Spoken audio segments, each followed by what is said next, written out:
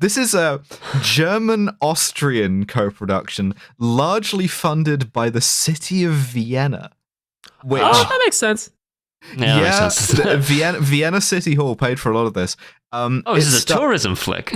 Yes, yeah. It stars Pierre Brice, who was in this weird kind of like Jerry Lewis situation where he was like a French actor who was really popular, but only in Germany. Huh. And he mostly did westerns where he played a Native American. And this is the most German sentence I can possibly say to you. He played an Apache chief in a bunch of adaptations of German Western novels whose biggest fan was Adolf Hitler. Karl May, he did a bunch of Karl May novels. You told me that Adolf Hitler was a fan of American expansion against indigenous American people. That's crazy. Right? I wonder why. But this guy, Pierre Brice, he also did a couple of spy movies and a couple of crime movies, and this is technically one of them. It's on the list. It's a crime movie, really, more than a spy movie. Yes, it is. Because those genres were quite strongly co-located at the start of this. The spy thing only sort of found itself bearing out later, which means that we're stuck with a lot of crime shit happening in this one. But fortunately, because it is a Eurospy movie, we do start with something familiar. We've got clearly a 009. Yeah.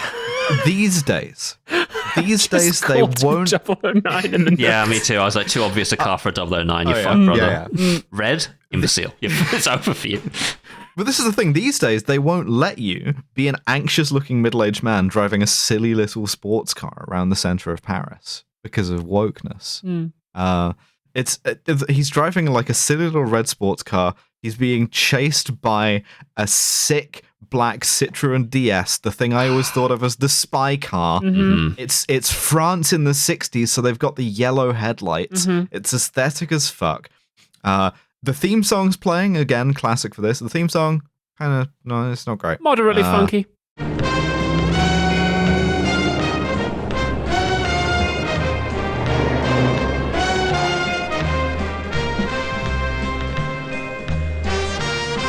It's a bit of moderation in funk. Funk, but brackets German. German, Austrian. Yeah, the funk. We have a reasonable allocation of funk at this point. Welcome to funk. Yeah, but German Keir Starmer doesn't call on it to go further. He's just like, Willkommen das Funk. Willkommen das Funk.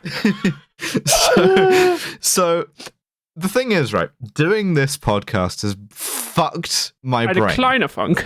It has broken my brain because it leads me to write sentences that any reasonable person would look in my notebook and go, these are the ravings of a lunatic, right? Because 009, he gets out of this car chase, and my note just says they 009'd him on a Parisian ski lift. Yes. Why is there a ski lift in Paris? Who's skiing in central Paris? He gets on a ski lift that runs from, I guess, Montmartre down the hill, and it's like the Emirates cable line. It's like, I don't know why that's there, but it's there, and you can get on it if you want.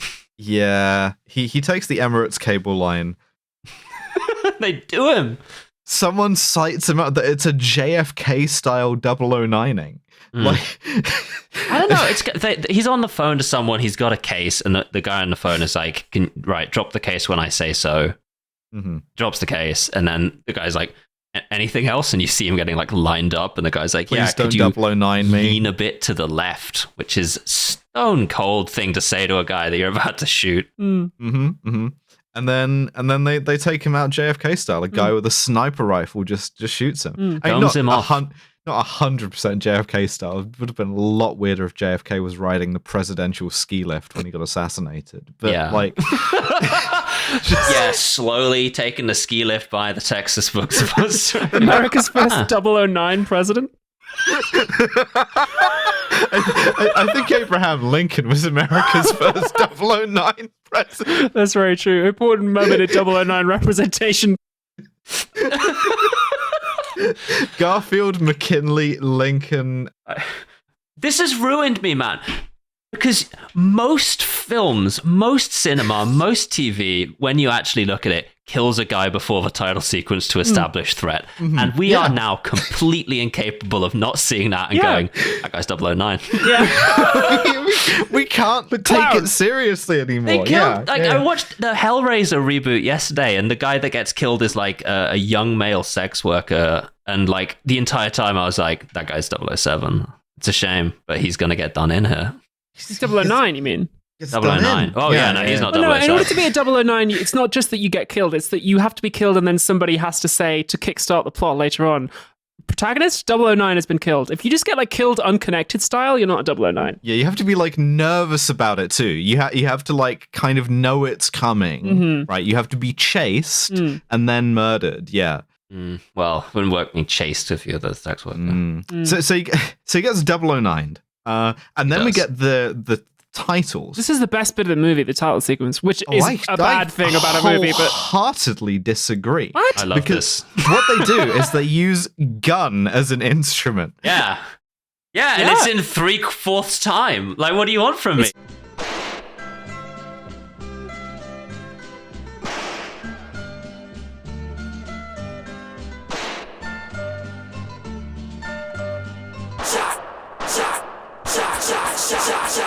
Really, I like it when somebody plays I was grade 5 gun.